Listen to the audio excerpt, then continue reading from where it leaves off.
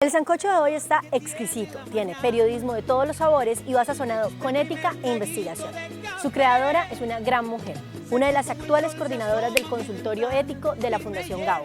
Ella es Yolanda Ruiz. Quédese para que escuche de esta voz de la radio las reflexiones que todos deberíamos estar haciéndonos por el buen periodismo que tanto le urge a este país. Yolanda, empecemos con unas rapiditas, como dirías tú. ¿Qué es lo que más te gustaba del periodismo cuando arrancaste y qué es lo que más te gusta de hacer periodismo hoy? Pues mire que yo empecé a estudiar periodismo porque quería escribir y el mundo me llevó por otros lados. Camino de la vida no son como yo pensaba, no son como yo imaginaba. La televisión, por la radio, finalmente he podido escribir columnas y escribí un libro también, pero muy como después en mi carrera, pero a mí me gustaba escribir y realmente estudié periodismo pensando en eso. Hoy en día, pues he tenido la oportunidad de disfrutar el periodismo de otras maneras, pero mira que disfruto más el periodismo oral, el que se hace para radio, para televisión, pero me encanta escribir, de modo que finalmente terminé cumpliendo el sueño.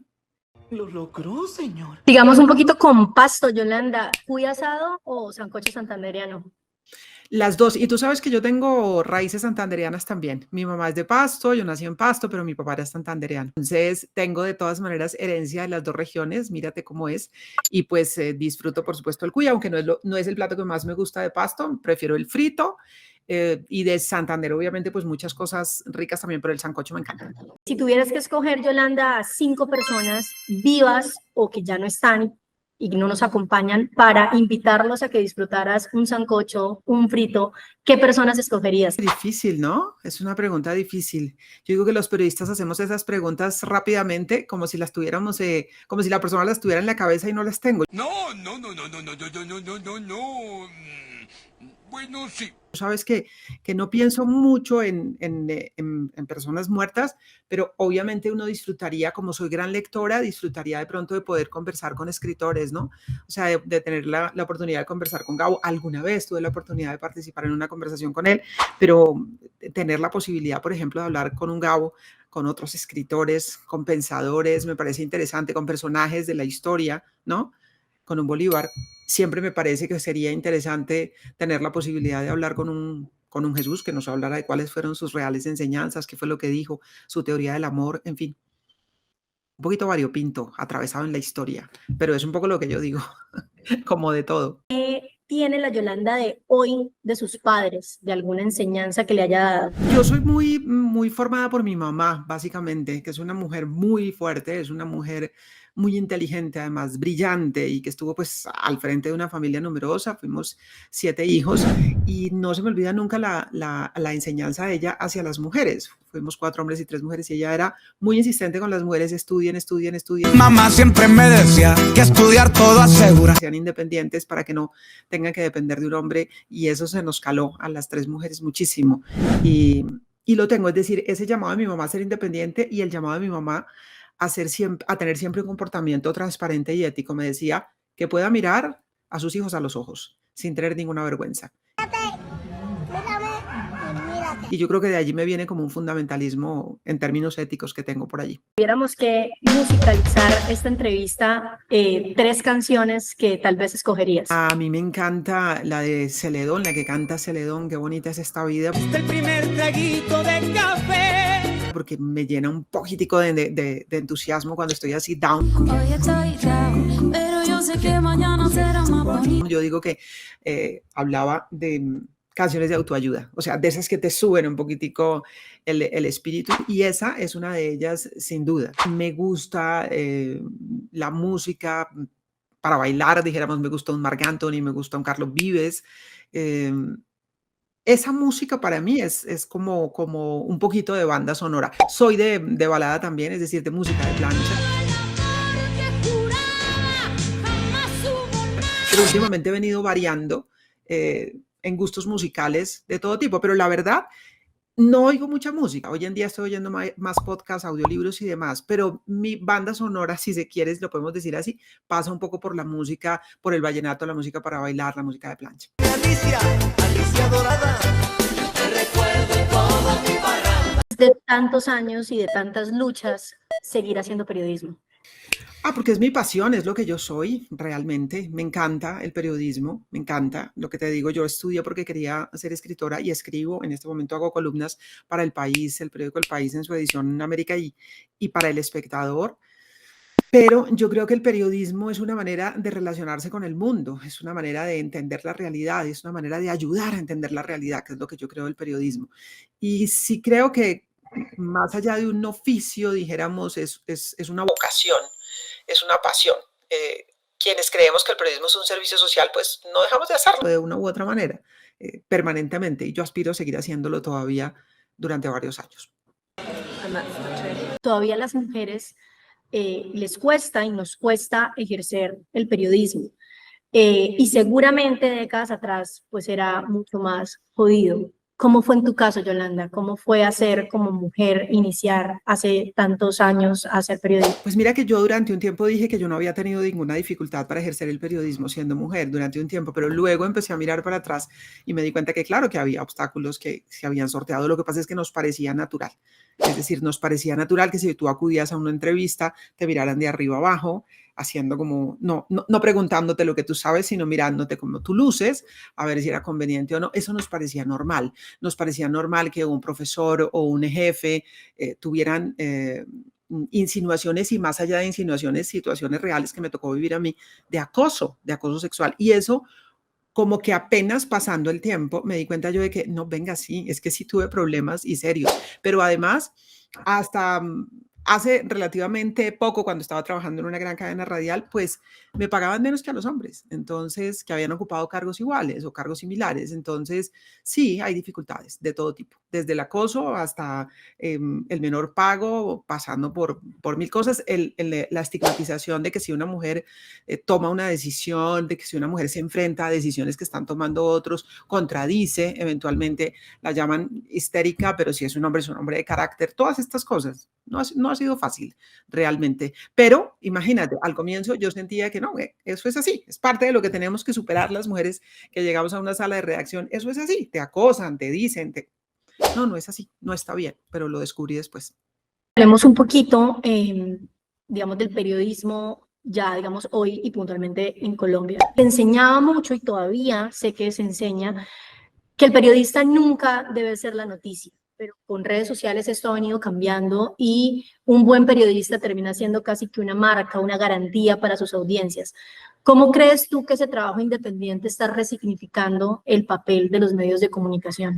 Yo sí creo que hay una tendencia más grande a lo que podría llamarse el periodismo de autor o el periodismo de marca, y es que las personas se identifican un poco más con ciertos periodistas que incluso con las marcas que representan o los medios que representan. Eso tiene que ver un poco con lo que ha venido pasando en el planeta en general, y es el vínculo de lo que Vargas Llosa llama la sociedad del espectáculo con distintas actividades. En estos días leo un libro de Moisés Naim que hace referencia al momento en el cual la política se empezó a vincular directamente con el espectáculo, y él dice, y vimos un montón de fenómenos de los populismos tradicionales que se conocían, pero que fueron llevados a una N potencia con unas estrategias de marketing, y llegamos a lo que tenemos con Donald Trump. Yo creo que en el periodismo hemos llegado también un poquitico al cruce de lo que es el periodismo con el mundo del espectáculo, y es ahí donde muchas veces el periodista, por tratar de tener mayor fama, mayor influencia en redes sociales y demás, a veces pierde un poquito las reglas de lo que es un poquito la mayor ortodoxia del periodismo. No quiere decir eso que no haya que estar en redes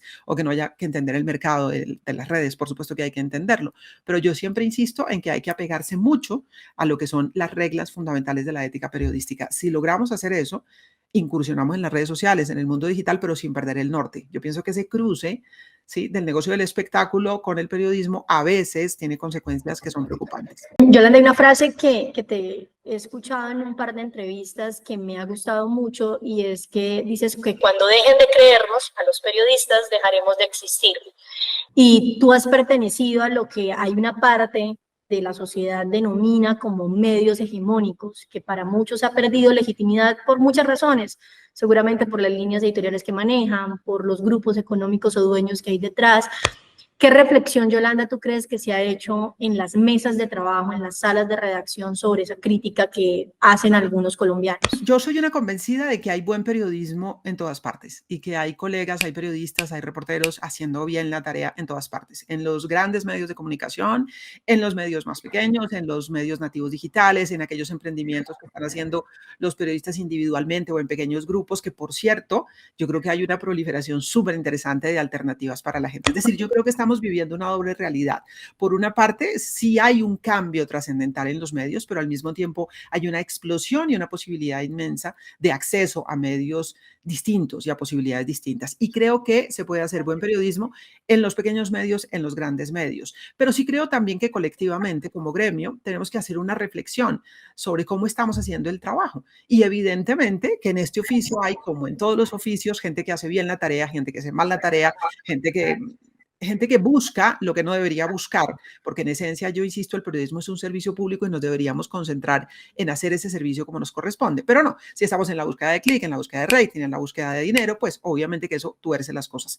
Lo que no quiere decir que un medio no deba tener audiencia o que un medio no deba tener rentabilidad, que es el primer paso para poder existir. Pero es hasta dónde cedo yo en lo que yo llamo la dictadura del clic. No puedo ser víctima de la dictadura del clic, sino que tengo que atenerme a lo que es el buen periodismo. Pero yo creo que el periodismo se puede hacer bien en todos los rincones. De hecho, yo soy una defensora muy grande de los reporteros que hacen trabajo en terreno, que la pasan mal, que a veces están mal pagados, que trabajan 12 horas seguidas o 14, que llegan en una chalupa hasta los lugares en donde están pasando los hechos.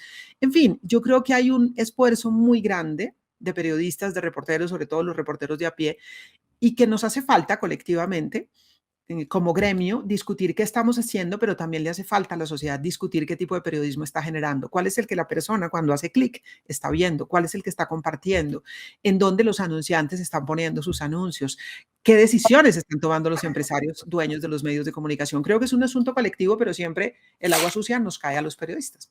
¿Tú qué responsabilidad crees que hoy deberían tener las facultades de comunicación y periodismo en el país con esos profesionales que salen y llegan a los medios? Pues yo creo que son muchísimas y es una responsabilidad inmensa. Mira que muchas veces cuando uno hacía una entrevista de trabajo, pruebas de trabajo para periodistas recién egresados, había problemas en las competencias básicas que llamo yo, en elementos tan sencillos como comprensión de lectura. Tenemos dificultades en comprensión de lectura, en la capacidad de redactar bien un texto, en la capacidad de enterarnos de qué está pasando, de cómo funciona el Estado, cómo funciona el mundo, etcétera. Es decir, en unas bases de cultura general me parece que hay unas debilidades muy grandes. Side-eye.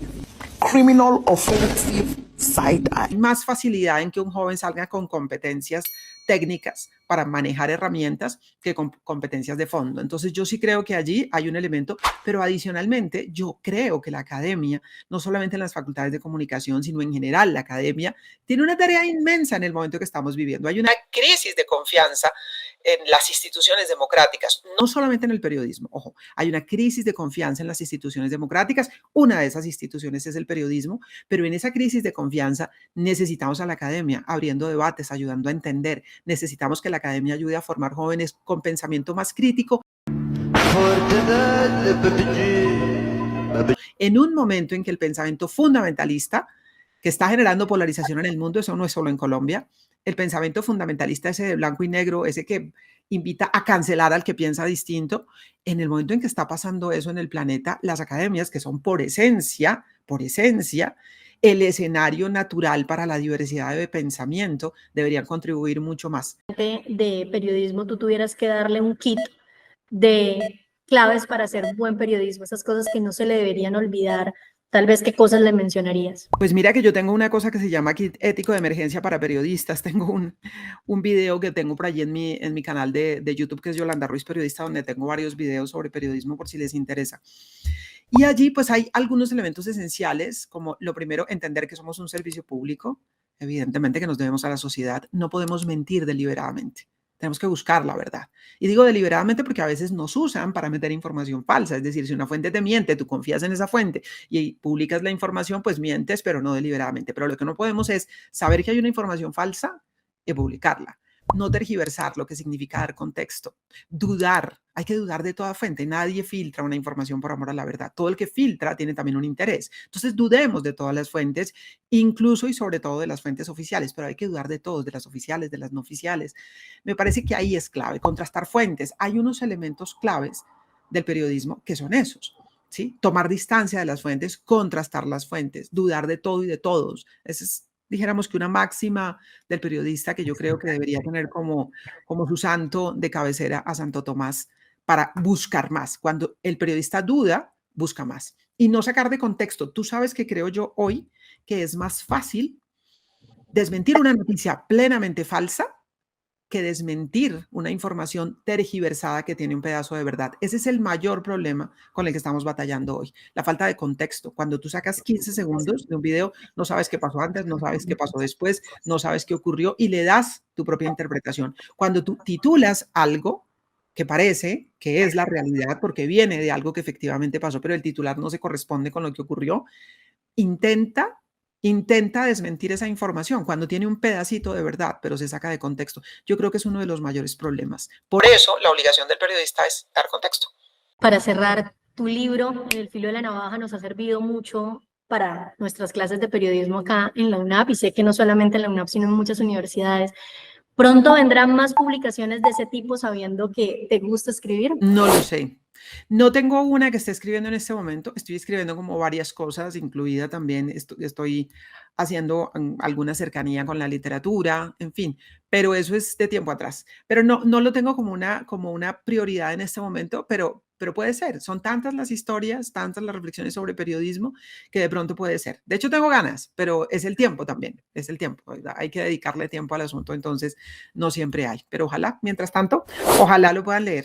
En el filo de la navaja son reflexiones éticas sobre hechos reales, ¿no? O sea, porque la ética es el deber ser, es el objetivo ideal, pero luego está lo que es en la realidad. Cuando tú te enfrentas en la realidad como reportero, como director o como jefe de redacción a tomar decisiones en caliente, ahí es donde se pone a prueba tu ética, porque en los foros todos tenemos mucho conocimiento de la ética y todos tenemos posiciones muy claras sobre la ética. A la hora de titular, a la hora de elegir qué publicar, a la hora de decir público, no público, pregunto, no pregunto, ahí es donde pareciera que eso a veces nos olvida o nos enfrenta a dilemas que son complicados. De eso trata el libro, de cosas reales, enfrentamos a los periodistas reales.